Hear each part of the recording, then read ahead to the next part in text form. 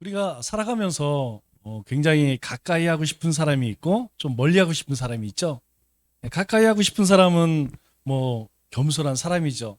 가까이 하기 조금 꺼림직한 사람들은 교만한 사람입니다. 그거는 모든 사람들이 아마 다 마찬가지일 것 같아요. 이 겸손한 사람은 어떤 사람이냐면 예수님을 본받는 사람이죠. 예수님을 본받아 가는 사람. 예수님을 본받게 되면 자연스럽게 겸손해질 수밖에 없습니다. 그것을 어떻게 할 수 있느냐? 이 겸손에는 세 단계가 있어요. 첫 번째 단계는 무엇이냐면 십계명을 철저히 지키며 사는 삶이죠. 왜냐하면 자신의 겸손함을 나타내기 위해서 최소한의 노력입니다. 우리가 십계명 별것 아닌 것 같지만 그 십계명 속에서 우리가 주님을 닮아갈 수가 있는 것이죠. 두 번째 단계는 이제 부귀보다는 가난함을 택하고 또 자랑보다는 숨김을 택하고 그리고 아무리 작고 사소한 죄라도 짓지 않으려고 몸부림을 치고 그리고 이웃에게 피해를 주거나 상처를 주는 말을 함부로 하지 않는 겸손입니다. 다시 이야기해서 우리 늘 일상 속에서 우리가 만나는 모든 사람들 우리의 생활 속에서 자연스럽게 배워나오는 그런 겸손이죠. 이제 그 단계를 넘어서게 되면 세 번째 단계로 예수님만 바라보고 예수님을 본받아 살아가는 겸손이죠. 그래서 모욕을 당해도 그 모욕을 받아들입니다. 그리고 예수 믿는 것을 인하여서 손해를 보아도 감사하죠. 그리고 삶의 방향이 명확합니다. 무엇이냐면 사명을 쫓아 살아가는 것이죠. 이 세상의 것들이 시시해 보이고 하나님의 하늘 영광을 위해서 그렇게 살아갑니다. 그래서 겸손한 사람은 항상 예수님에게만 영광을 돌리게 되죠. 먹고 마시며 행하는 모든 일들이 하나님이 기뻐하시는가, 하나님께서 하나님께 영광이 되는가 늘 그러한 고민을 하게 됩니다. 그래서 우리 베드로전서 5장 6절 말씀을 보면 우리에게 이렇게 말씀합니다. 하나님의 능하신 손 아래에서 겸손하라. 하나님의 능하신 손 아래가 어디입니까? 온 세상이죠. 온 세상이 하나님의 능하신 손 안에 있습니다. 그러니까 우리가 모든 일에 있어서 겸손하라 이렇게 이야기하죠. 왜요? 때가 되면 너희를 높이시리라. 세상에서는 알아주지 않지만 하나님께서 하나님의 때가 되면 우리를 높이신다 그렇게 이야기합니다. 그래서 지혜로운 사람은 절대 스스로 나는 지혜롭다 그렇게 생각하지 않습니다. 반면에 지혜롭지 않은 사람은 스스로 지혜롭다고 생각해. 이게 참 이상하죠? 지혜로운 사람은 나는 별로 지혜롭지 않아. 그런데 지혜롭지 않은 사람은 나는 지혜로워. 대부분 그렇게 생각을 많이 하죠. 그래서 지혜는 상당히 역설적입니다. 왜냐하면 스스로 지혜롭다라고 생각하면 그때부터 모든 것이 자신의 삶 가운데 멈춰지죠. 더 이상 배우려고 하지 않습니다. 왜냐하면 다른 사람들이 다 시시해 보여. 다른 사람들이 다 만만해 보여요. 또 다른 사람들의 말을 안 듣습니다. 왜? 자기의 생각보다 나은 것이 없기 때문에 다른 사람들이 무시가 되는 것이죠. 또 항상 듣기보다 말하려고 해요. 왜? 아는 것이 많으니까 모르는 게 없어요.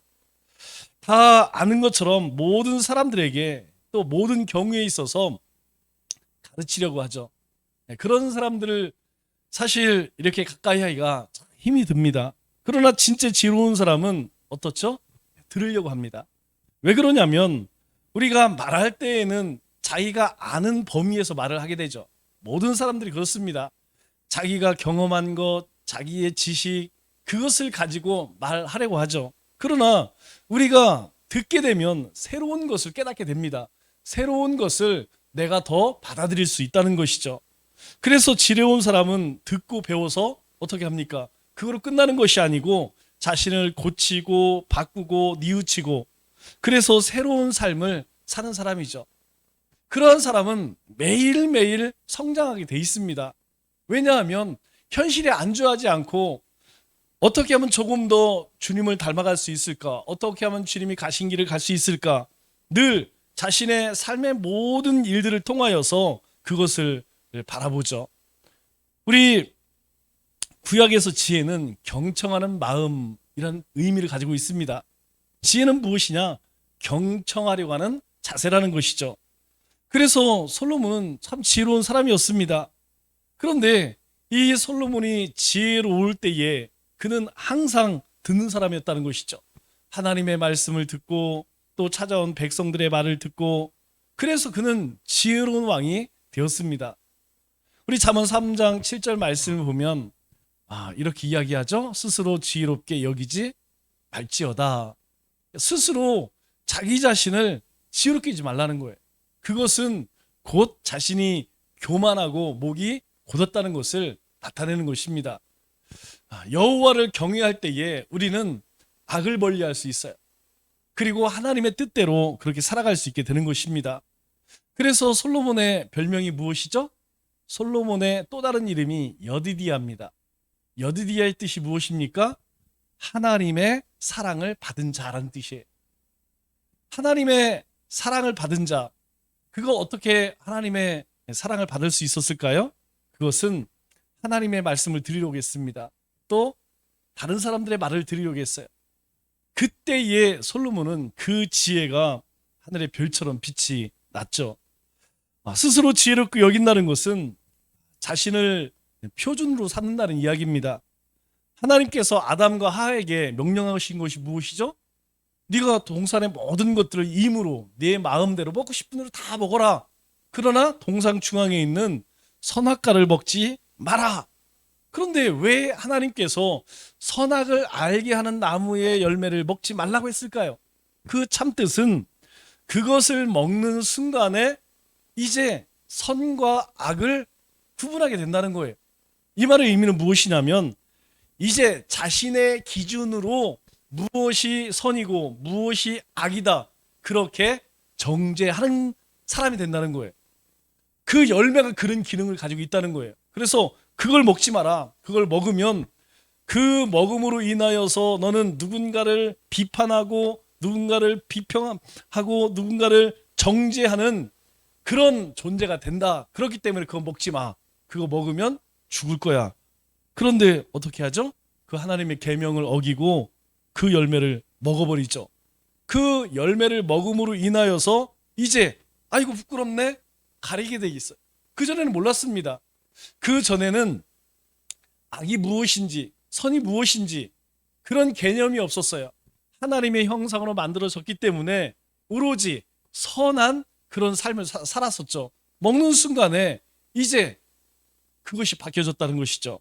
그래서 그 이후로 이 사람은 어떻습니까? 항상 자신을 선악의 기준으로 삼아요. 이것은 오늘 이 시대도 마찬가지입니다. 하나님의 사람과 세상의 사람들을 가장 큰 차이가 무엇이냐면 바로 이것이에요. 우리의 삶, 그리스도의 삶의 기준은 하나님의 말씀입니다. 세상 사람들의 기준은 법일 것 같죠? 전혀 그렇지 않습니다. 세상 사람들은 법이 삶의 기준이 아니고 자기의 선악 기준이 삶의 기준입니다. 그래서 그들에게는 악이 아니에요. 여러분 지난주에도 말씀드렸지, 돌려치기면 있죠? 여러분 감옥에서 뭐라고 이야기해요? 내가 나가면 20년 받았다고 하더라고요. 20년 후에 나가면 내가 복수하겠다. 왜냐하면 그 사람에게는 자신이 행한 일이 그렇게 큰지라고 생각하지 않아요. 그래서 반성문을 쓰는데 그 반성문에 내가 20년을 받을 만한 그런 죄를 지었습니까? 판사님한테 그렇게 편지를 썼다고 하더라고요. 몰라요. 왜 그러냐면 선악의 기준이 자신이기 때문에 다른 사람들이 자신에 대해서 왜 비난하는 거야? 왜 나에게 20년 때리는 거야? 이거 말이 안 된다는 것이죠. 그러나 세상 사람들, 다른 사람들의 기준은 어떻습니까? 네, 다른 사람들은 무기 사형 얘기하고 있어요. 저런 사람들은 사형시켜야 된다. 물론 법이 정한 형량이 있기 때문에 그렇게까지는 안 되지만 그 모든 상황들을 보면 참 용서받기 힘든 그런 사람인 것 같아요. 왜 그래요? 그것이 그 사람의 기준이기 때문에. 그 사람만 그럴까요? 그 사람은 드러났을 뿐이지 사실 모든 사람들은 다 자신이 지혜롭고 자신이 최고의 기준 가졌다고 생각하죠. 우리가 하나님을 믿는다는 것은 우리 자신을 지혜의 근원으로 여기지 않는다는 겁니다. 하나님을 경외하는 것이 지혜의 근원으로 삼는다는 거예요. 이게 하나님 믿는 것이죠. 그래서 하나님의 말씀을 지혜의 근원으로 삼는 것이에요. 하나님께서 선이라고 말씀하시면 그것을 선이라고 말하는 사람이 지혜로운 사람이에요. 하나님이 이것은 악한 거야, 그 악함을 말하는 사람이 지혜로운 사람입니다. 하나님께서 선하다고 하는데 악하다고 이야기하는 사람은 지혜로운 사람이 아니에요. 그래서 지혜로운 사람은 우선적으로 하나님의 말씀에 귀를 기울입니다. 하나님의 뜻은 무엇일까? 하나님이 원하시는 것은 무엇일까? 그래서 언제나 어디서나 이런 사람은 하나님의 말씀을 들을 수가 있는 것이죠. 꼭 성경이 아니더라도 사람을 통하여, 환경을 통하여, 심지어는 뉴스나 세상에 돌아가는 이러한 모습들을 보면서 그 속에서 하나님의 뜻을 발견하게 됩니다. 그리고 자신의 모습을 보게 되는 것이죠. 그렇기 때문에 하나님을 경외하여 하나님의 말씀을 듣고 하나님의 세상의 악에서 떠나 하나님의 뜻대로 살아가는 그런 삶을 살아가게 되는 것입니다. 오늘 본문은 이렇게 하나님으로부터 온 지혜, 즉 참된 지혜가 어떤 것이냐, 이것에 대해서 말씀하고 있습니다. 이미 이 야고보 형제는 1장 5절에서 지혜에 대해서 말씀합니다. 뭐라고 이야기하죠? 너희 중에 누구든지 지혜가 부족하거든. 우리는 다 지혜가 부족하다고 생각합니다. 그런데 다 그러느냐? 아니라는 것이죠. 세상 사람들은요, 자신이 부족하다고 생각하지 않습니다. 누가 지혜가 부족하다고 느끼느냐? 하나님의 사람들은 느끼죠. 우리가 세상에 하나님의 백성으로 살아갈 때에 내가 이런 존재구나, 내가 이렇게 어리석고 미련한 존재구나, 우리는 깨달아요. 그래서 항상 지혜가 부족하다고 그렇게 느낍니다. 여러분, 세상 사람들은 절대 나는 어리석고 미련해 이렇게 생각하지 않아요. 그렇기 때문에 그런 우리에게 뭐라고 말씀하시냐면 모든 사람에게 후히 주시고 꾸짖지 아니하시는 하나님께 구하라라는 거예요. 하나님을 앙망하며 하나님을 사모하는 사람들, 우리가 어떻게 하나님의 거룩한 백성으로 살아갈까, 그 지혜를 구하는 사람은 후히 주시고 꾸짖지 않는 하나님께 구하라는 거예요. 그러면 하나님께서 어떻게 사는 것이 선한, 하나님이 기뻐하시는 삶인지 하나님께서 깨닫게 하신다는 것이죠. 그리하면 주시리라. 그렇게 사모하면 하나님께서 주시겠다, 그렇게 이야기하죠. 그렇기 때문에 먼저 우리는 하나님 앞에서 지혜의 부족함을 깨달아야 합니다. 우리 스스로 나는 배가 고프지 않아. 여러분, 이런 사람이 음식을 찾을까요? 찾지 않는다는 것이죠. 아니, 배가 부른데 먹을 거 찾을 이유가 없죠. 그러나 어떻습니까? 우리가 목이 마르고 배가 고프면 그냥 눈에 보이는 것이 어떤 것이든 막 닥치니를 먹습니다. 너무 허기가 지면 이것이 어떤 음식인지 그걸 가리지 않아요. 이것이 다이어트 음식인지 고지방 음식인지 따지지 않습니다. 지금 눈이 앞이 캄캄한데 그거 따지겠습니까? 마찬가지라는 것이죠.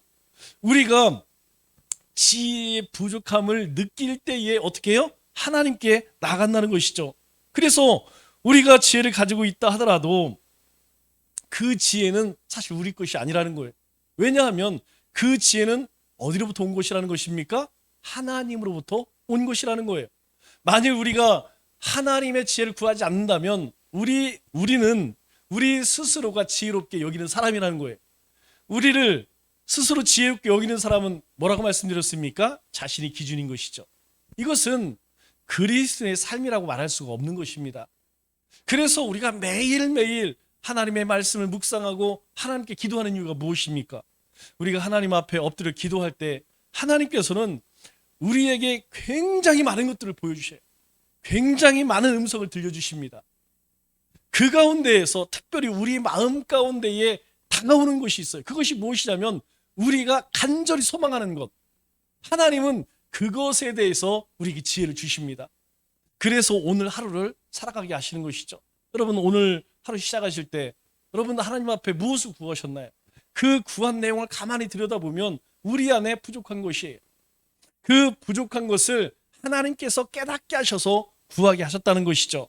그렇기 때문에 우리 안에 있는 이 지혜가 있다 하더라도 그 지혜 자체로서는 힘을 발휘하지 못한다는 것입니다. 이게 무슨 말이냐면, 여러분, 아무리 우리가 물질이 돈이 많다 할지라도 여러분 쌓아놓고 있으면 소용이 있을까요? 여러분, 아무리 좋은 구슬이 있다 할지라도, 진주 구슬이 있다 할지라도 그거 꿰어 쓰지 않으면 무슨 소용이 있겠습니까? 우리 가운데에 아무리 지혜가 있다 할지라도 그것 그냥 가지고 있다고 하면 이 사람이 지혜가 있는 사람인지 지혜가 없는 사람인지, 하나님을 경외하는 사람인지 말씀에 순종하는 사람인지 알 수 있을까요? 없다는 거예요. 그래서 오늘 13절에 이렇게 이야기하는 것입니다. 너희 중에 지혜와 총명이 있는 자가 누구냐? 만일 그 사람이 있다면, 너희 가운데 지혜 총명한 그런 사람이 있다고 생각한다면, 혹시 너희가 그런 사람이라면 그는 선행으로 말미암아 지혜의 온유함으로 그 행함을 보일지니라. 이렇게 이야기해요. 지혜와 총명을 온유한 선행으로 드러내라, 이렇게 이야기합니다. 드러내라는 거예요. 행함으로 보일지니라, 이렇게 이야기합니다. 행동으로 옮길 수 없는 지혜는, 그것은 전혀 지혜가 될 수 없다는 거예요. 우리 이전에 무엇을 배웠죠? 야고보 사도가 우리에게 계속 말씀하는 것이 무엇이죠? 행함이 없으면 그것은 믿음이 아니라는, 죽은 믿음이라는 거예요. 야고보 형제 계속 이야기하는 것은 무엇이냐면, 너희 가운데 믿음이 있다면 그 믿음이 행함으로 나타난다는 것이죠.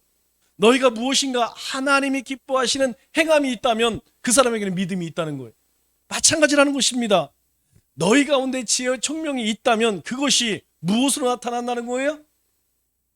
행함으로 나타난다는 것입니다. 그래서 이 지혜도 믿음과 함께 행함으로 드러날 때에 그것이 진짜 참된 지혜다, 그렇게 이야기하죠.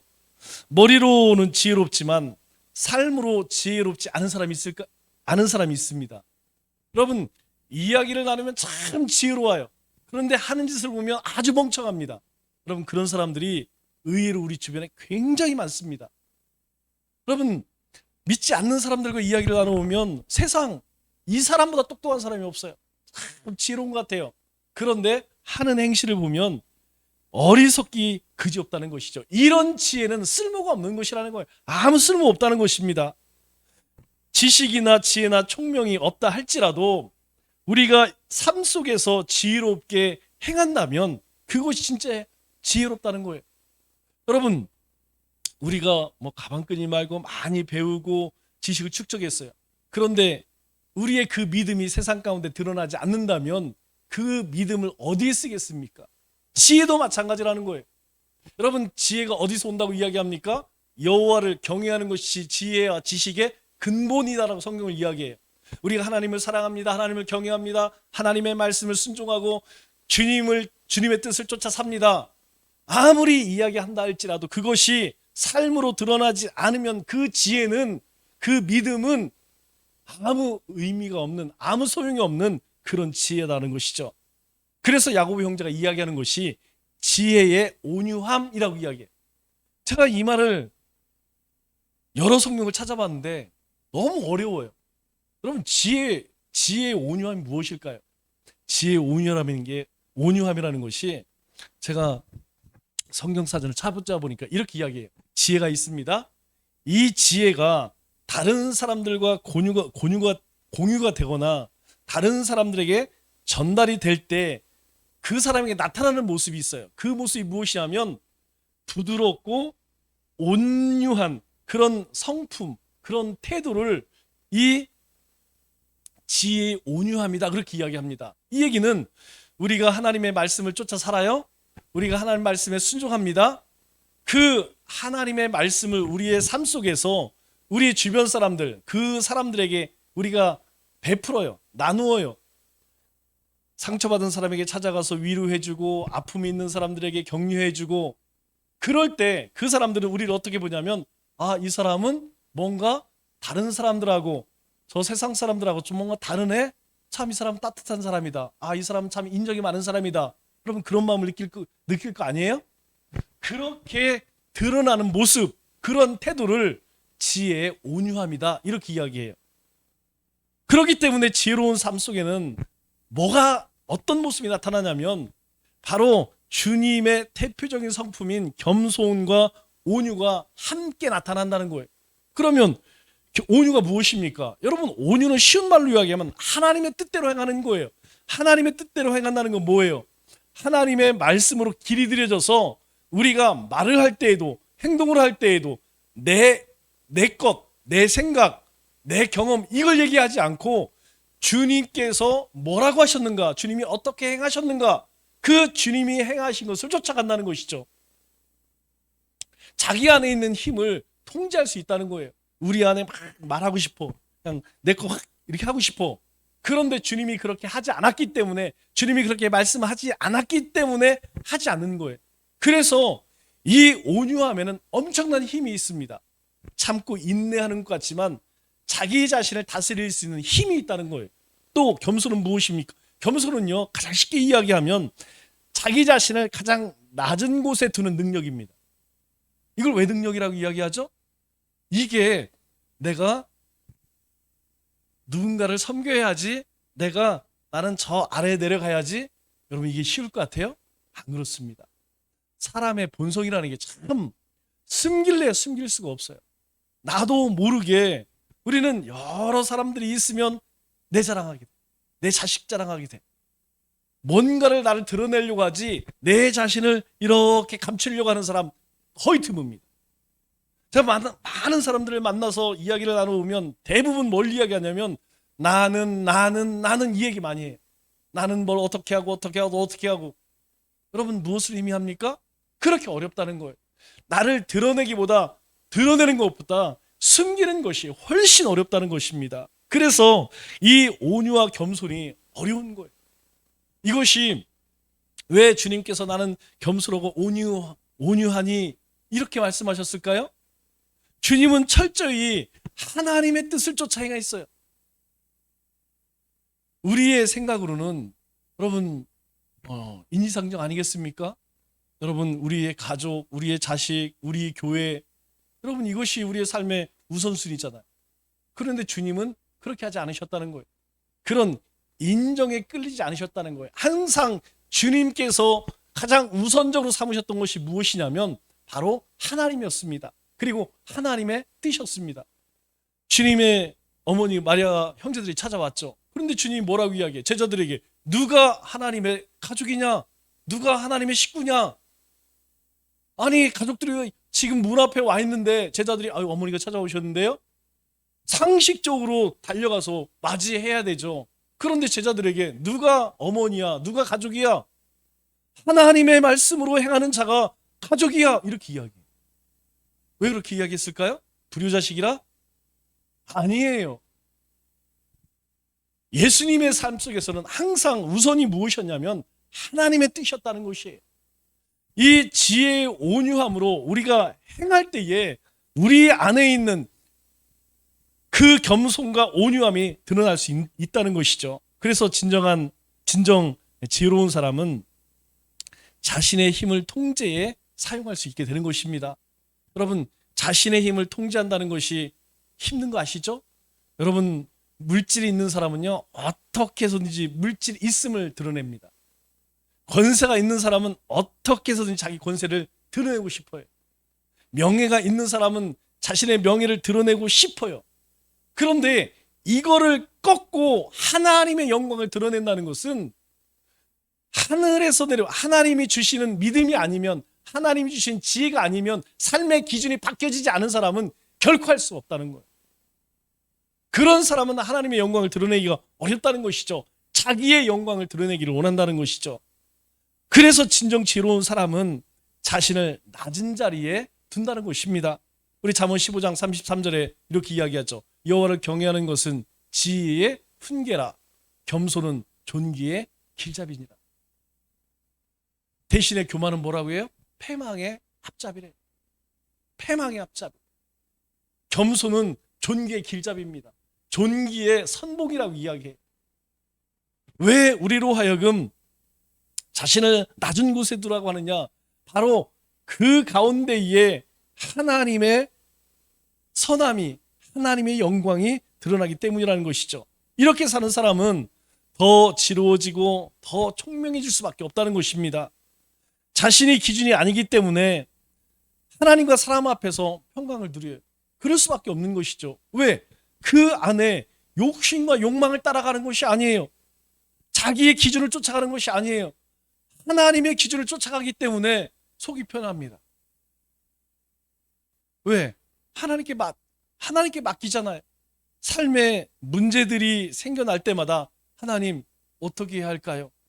하나님 도와주세요. 하나님 길을 내어주세요. 하나님께 맡겨요. 그러기 때문에 속이 없어서 그런 것이 아닙니다.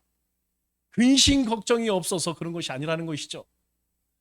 그렇게 삶에 힘든 많은 어려움들이 있지만 그럼에도 불구하고 삶의 분명한 기준이 하나님이기 때문에 하나님께 모든 것을 맡긴다는 거예요. 그래서 그러한 사람이 기쁨과 평강을 누릴 수 있다는 것입니다.